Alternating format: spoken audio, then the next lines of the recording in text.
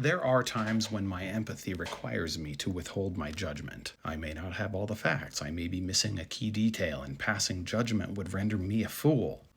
This is not one of those times. This is just a classic example of what we in the parenting world call natural consequences. Because in this case, rural Americans are the victims of their own choices. Well, the secondary victims. The real victims are the working class Americans in the big blue cities and those big blue states that generate the overwhelming majority of our economic output. People who are busting their ass and still getting ground up in the machine of late stage capitalism. But these people will not give up because they refuse to accept that life should be this way. So they volunteer and vote for middle class friendly policies. But those policies would come at the expense of the Republican billionaire class, and they are having none of that.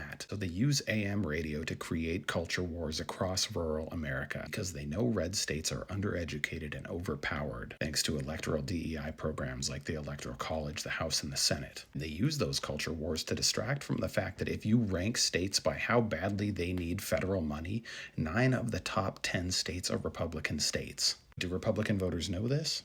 Of course not. They voted for the guy who gave us $8.4 trillion in new debt in just his first term. Then they vote for him again as he decides that all that debt is too much and he needs to appoint an unelected billionaire to cut the federal programs we need. And with joy on their faces and malice in their hearts, they cheer because they thought those federal programs were going to blue states, when in reality it's coming out of their own pockets. When we said back in November that Trump doesn't care about them, he doesn't understand them, and he won't help them, we didn't want to be proven right.